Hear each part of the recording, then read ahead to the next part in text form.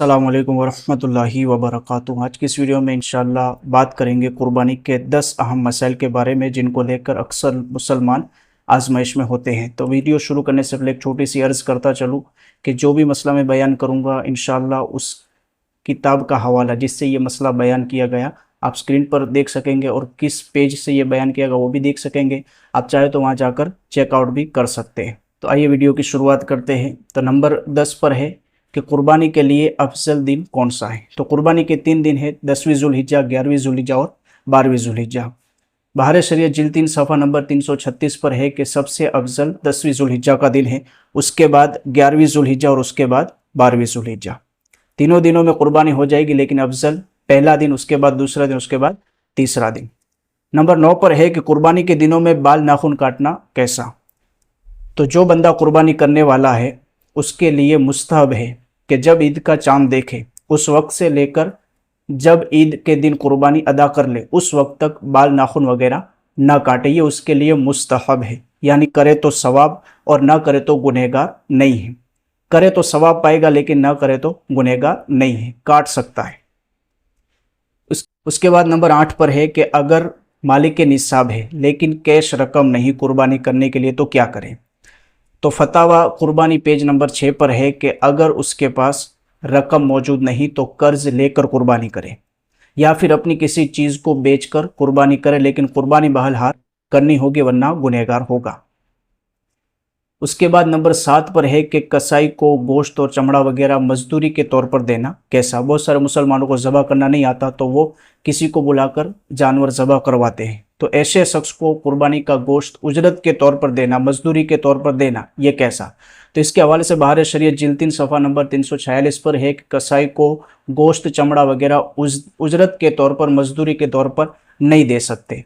हाँ, सलूक के तौर पर जिस तरह दूसरे मुसलमानों को देता है इस तरह कसाई को भी दे दिया तो फिर ये जायज़ बल्कि सवाब का काम है, लेकिन उजरत पर नहीं दे सकता। उसके बाद नंबर 6 पर है क्या सबके नाम की कुर्बानी करना ज़रूरी है, यानी घर में जितने भी अफराद हैं सबकी कुर्बानी करना ज़रूरी है। तो इसका जवाब ये है कि अगर सब के सब मालिक निसाब है तो सबके नाम की कुर्बानी करना वाजिब है, लेकिन अगर सिर्फ एक बंदा मालिक निसाब है और बाकी कोई मालिक निसाब नहीं तो इस एक बंदे की कुर्बानी हर साल करना वाजिब है। और बाकी जितने अफराद हैं अगर ताकत है, कुव्वत है पैसों की तो हो सबके नाम की हर साल करे, लेकिन इस एक बंदे की कुर्बानी करना हर साल ये वाजिब है। आगे नंबर 5 पर है कि बकरा अगर एक साल में एक दिन कम हो लेकिन साल भर का नज़र आता हो तो क्या उसकी कुर्बानी जायज़ है। तो इसके हवाले से फतावा फ़क़ीह मिल्लत जिल्द 2 सफ़ा नंबर 250 पर फरमाते हैं कि बकरा अगर एक दिन भी कम होगा तो कुर्बानी जायज़ नहीं, बकरा पूरे एक साल का होना चाहिए तभी कुर्बानी जायज़ होगी। आगे नंबर 4 पर है कि कुर्बानी के गोश्त के 3 हिस्से करना क्या ज़रूरी है। तो बहार शरीयत में है कि कुर्बानी के गोश्त के 3 हिस्से करना ये कोई ज़रूरी काम नहीं है, बल्कि बेहतर है कि एक हिस्सा अपने लिए रखे, एक हिस्सा अपने रिश्तेदारों के लिए और एक हिस्सा गरीब मुसलमानों के लिए। लेकिन अगर कोई सारा गोश्त खुद रख लेता है तो भी वो गुनहगार नहीं होगा, जायज़ है। नंबर 3 पर है कि कुर्बानी के निसाब पर साल गुजरना शर्त है। बहुत सारे लोगों को ये गलत फहमी होती है कि भाई जिस तरह ज़कात में साल गुजरना शर्त है इसी तरह कुर्बानी में भी साल गुजरना शर्त होगा, लेकिन ये शर्त नहीं है। बहार शरीयत में है कि कुर्बानी के निसाब पर साल गुजरना ये शर्त नहीं है, बल्कि कुर्बानी के दिनों में 3 दिन जो है 10, 11 और 12, इन 3 दिनों में अगर कोई मालिक के निसाब हो गया और शराइत पाई गई तो उस पर भी कुर्बानी वाजिब होगी। यहाँ तक कि बहार शरीयत में लिखा कि एक बंदा गैर मुस्लिम था, अब इस्लाम लाया, लेकिन अभी भी कुर्बानी के दिन बाकी है, कुर्बानी का वक्त बाकी है और वो मालिक के निसाब है तो दूसरी शराइत की मौजूदगी में उस पर भी कुर्बानी वाजिब होगी। नंबर 2 पर है कि अगर किसी के पास खेती के लिए 2-4 बीघा ज़मीन है तो क्या उस पर भी कुर्बानी वाजिब है। तो इसकी 2 सूरतें हैं। पहली सूरत यह है कि उसी खेत की इनकम से उसका घर चलता है, इसके अलावा उसके पास कोई और ज़रिया नहीं है रोज़ी कमाने का, इनकम का, तो उस पर कुर्बानी वाजिब नहीं है अगर वो मालिक के निसाब नहीं है तो।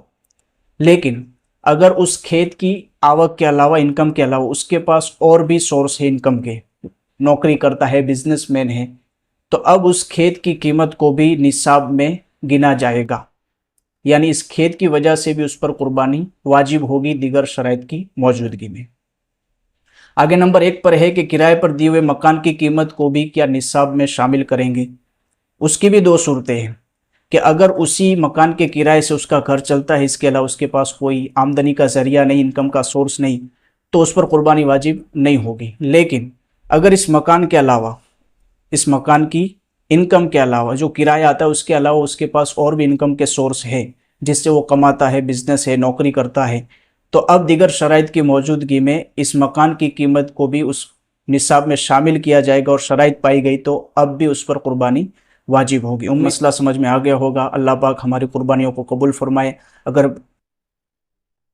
अगर वीडियो अच्छा लगा हो और इन्फॉर्मेटिव लगा हो तो आगे शेयर करें और चैनल को सब्सक्राइब ज़रूर करें और सवाब जारिया में अपना हिस्सा मिलाएं। अस्सलामु अलैकुम वरहमतुल्लाहि वबरकातुहू।